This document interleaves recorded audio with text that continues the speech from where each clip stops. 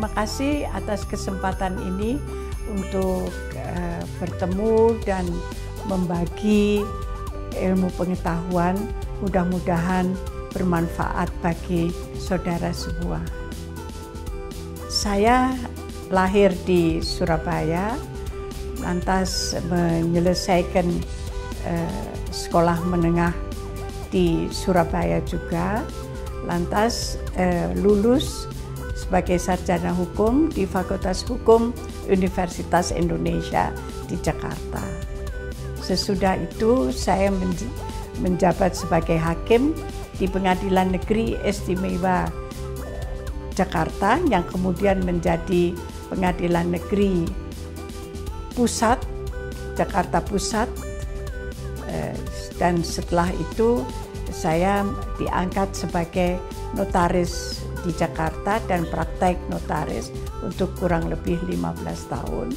Dan sesudah itu menjadi konsultan hukum yang sampai sekarang praktek di Jakarta, konsultan hukum, baik konsultan hukum untuk berperkara di pengadilan, untuk merek, dan konsultan hukum pasar modal.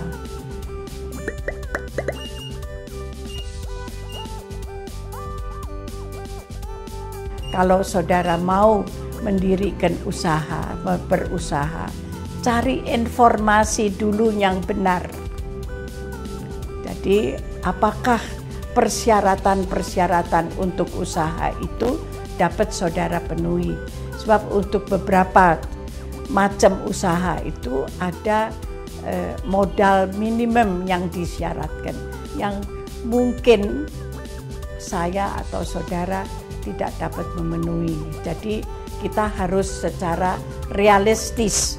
Kalau mau berbuat sesuatu itu harus perbuatan yang berada dalam kemampuan kita yang sah. Kalau saudara ingin membuat usaha, itu cari keterangan dulu. Kalau saudara mau membuat usaha perdagangan, membuka toko kecil, baik, saudara tanya dulu ke Departemen Perdagangan, dan kalau saudara di suatu kota yang bukan ibu kota, di mana ada perwakilan Departemen Perdagangan, tanya dengan benar apa persyaratannya.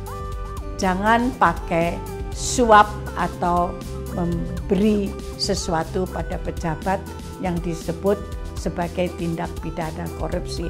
Mari saudara kita ajak untuk semua itu membebaskan negara dan masyarakat kita dari korupsi. Sebab apakah negara korup yang saudara ingin tinggalkan pada anak cucu nanti?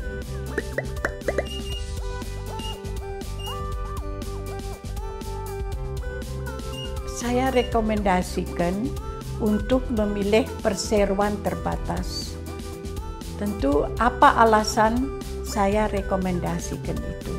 Yakni agar tanggung jawab pemegang saham atau peserta dalam perseroan terbatas itu terbatas pada jumlah uang yang dimasukkan sebagai penyertaan modal.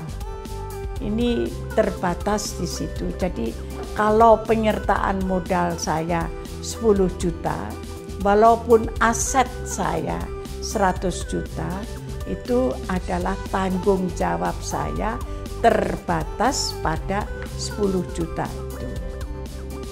Syarat pembuatan PT ada dua aspek. Aspek dari perizinan dan aspek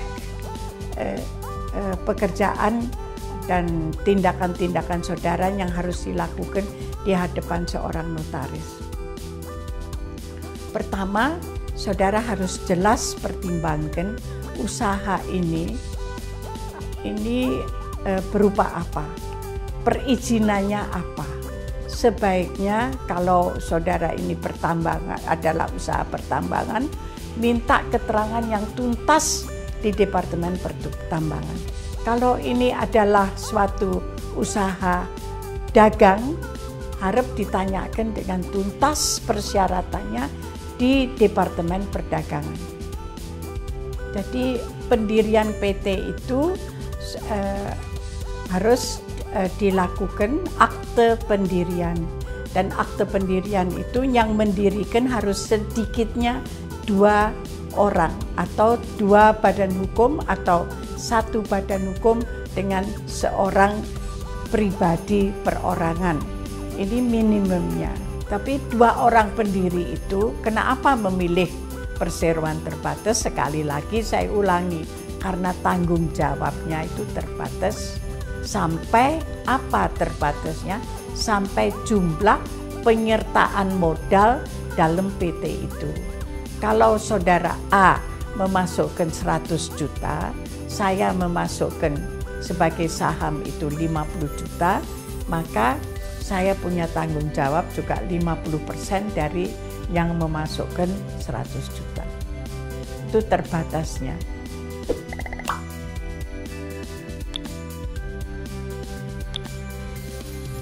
Ini pengalaman saya adalah kita bernegara.